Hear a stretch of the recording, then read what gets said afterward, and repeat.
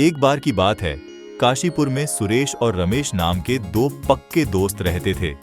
दोनों ही अनाथ और बहुत गरीब थे और बचपन से ही एक दूसरे के साथ रहते थे और सब काम साथ साथ ही करते थे, चाहे खेल हो, जंगल से लकड़ियां लाना हो या गधे चराना हो।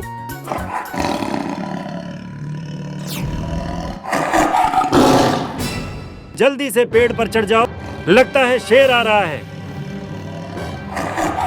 सुरेश बहुत समझदार और संतोषी था, पर रमेश थोड़ा लालची था, जिसके कारण कई बार वो मुसीबत में फंस जाता था। पर सुरेश हमेशा रमेश को अपनी सूझबूझ से बचा लेता था। इसी तरह एक दिन दोनों जंगल में लकड़ी काटने गए थे। तभी अचानक उन्होंने घोड़ों की आवाज सुनी और जब उन्होंने उधर देखा तो देखा कि दो डाकू अपने घोड़े पर आ रहे हैं। ये देख दोनों डर गए। रमेश जल्दी से छुप जाओ, डाकू आ रहे हैं। डाकुओं को देखकर दोनों एक पेड़ के पीछे छुप गए और उन्हें देखने लगे।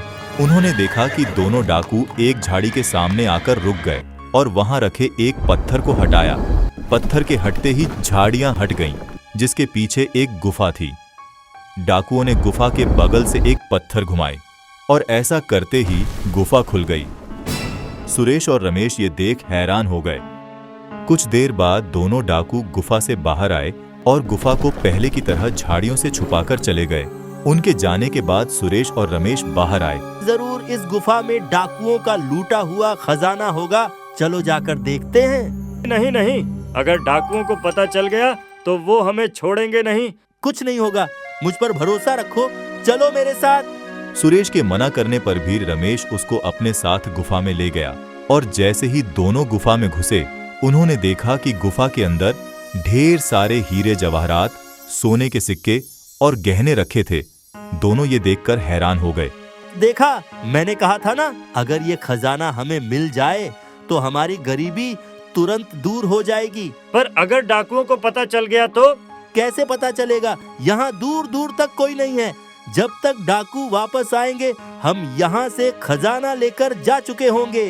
नहीं, अगर हम सारा खजाना एक ही साथ ले जाएंगे तो वो कहीं से भी हमें खोज ही निकालेंगे। आखिर वो डाकू हैं। पर मेरे पास एक योजना है जिससे हमारी गरीबी भी दूर हो जाएगी और उन्हें पता भी नहीं चलेगा। हम रोज एक एक सोने का सिक्का यहाँ से ले जाएंगे। इससे उन्हें कभी पता नहीं चलेगा कि हमने यहाँ से कुछ चुराया है। पर उससे तो हमें अमीर बनने में काफी दिन लग जाएंगे। हाँ, पर कम से कम पकड़े तो नहीं जाएंगे। लालच बुरी बला होती है रमेश, ज्यादा लालच मत करो। सुरेश ने किसी तरह रमेश को समझाया और उस दिन के बाद वो रोज छुपकर गुफा के बाहर इंतजार करते और जैसे ही डाकू अपनी गुफा से बाहर जाते, दोनों अंदर जाकर एक एक सोने का सिक्का ले आते। कुछ दिनों तक यूं ही चलता रहा, लेकिन रमेश के मन में लालच आ गया। वो किसी भी तरह गुफा का सारा खजाना लेना चाहता था। इसलिए एक दिन उसने एक योजना बनाई और अगले दिन अपने गधे को लेकर गुफा से सिक्का लेने आया। रमेश, अपने गधे को साथ क्यों लाए हो? कहीं कुछ गड़बड़ हो गई तो? वो मेरे पैर में दर्द है, अगर चल नहीं पाऊंगा तो इस पर बैठ जाऊंगा, इसलिए ले आया। क्या? फिर तो ऐसी हालत में गुफा में जाना खतरे से खाली नहीं होगा। तुम्हारा पैर ठीक होने के बाद आएंगे। चलो वापस चलते हैं। नहीं, मेरा गधा किस दिन काम आएगा? ठीक है, चलो इंतजार करते हैं। दोनों दोस्त गुफा के बाहर छुपकर इंतजार करने लगे। थोड़ी देर बाद डाकू अपने घोड़ों पे बड़ी बड़ी बोरियों में लूट का सामान लेकर आए और गुफा के अंदर चले गए। लगता है आज इन्होंने कोई बड़ी लूट की है, ढेर सारा खजाना मिलेगा। उससे हमें क्या?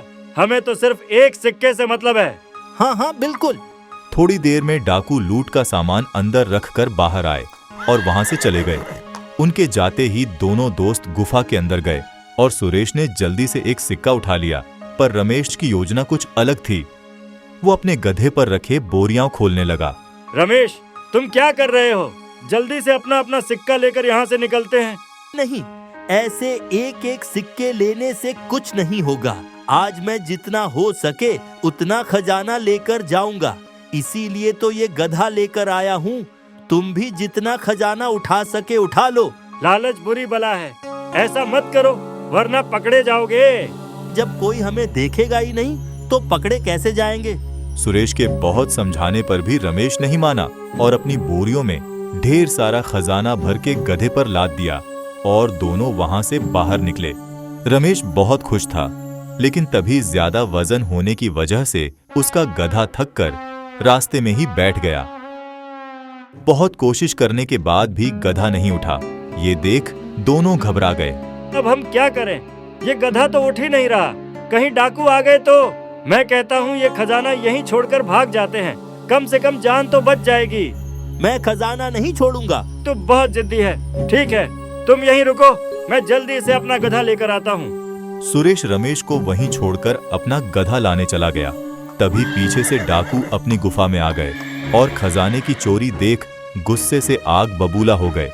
तभी उनकी नजर गधे के पैरों के निशान में पड़े। जरूर चोर उधर ही गया होगा, उसका पीछा करते हैं। डाकू पैरों के निशान का पीछा करते हुए रमेश तक पहुंच गए और उसके पास खजाना देखकर उसे बंदी बना दिया। तुम्हारी इतनी हिम्मत कि तुम हमारा खजाना चुराओ? मुझे माफ कर दो, गलती हो गई। गलती की कोई माफी नहीं है। अब तुम जिंदगी भर हमारे कैद में रहोगे। ले चलो इसे। डाकू रमेश को अपने साथ ले गए और गुफा के अंदर बांध दिया। उसे वहां छोड़कर वो गुफा बंद करके वहां से चले गए। रमेश मदद के लिए चिल्लाता रहा, पर उसकी आवाज सुनने के लिए वहां कोई नहीं था। उसे सुरेश की बात ना मानने का पछतावा हो रहा था। सुरेश की बात ना मानकर बहुत बड़ी गलती कर दी मैंने, और अपने लालच के कारण आज इतनी मुसीबत में फंस गया। इधर जब सुरेश वापस आया तो रमेश को वहां न पाकर समझ गया कि जरूर वो डाकुओं के हाथ लग गया। लगता है मेरे दोस्त को डाकू ले गए, पर मेरे रहते उसे कुछ नहीं हो सकता। सुरेश ने अपने दोस्त को बचाने की ठान ली और अगले दिन गुफा के बाहर डाकुओं के जाने का इंतजार करने लगा। और जैसे ही वो गुफा से बाहर गए, वो तुरंत गुफा के अंदर गया और रमेश को खोलकर आजाद कर दिया। दोनों अपनी जान बचाकर वहां से भागे। मुझे माफ कर दो दोस्त, अब मैं समझ गया हूँ कि लालच बुरी बला होती है। अगर मैं पहले ही तुम्हारी बात मान लेता तो आज ऐसी मुसीबत नहीं आती। कोई बात नहीं, मुझे खुशी है कि अब तुम ये बात समझ चुके हो। और अब मुझे कोई सिक्के नहीं चाहिए। जान से ज्यादा कीमती कुछ भी नहीं होता। सही कहा।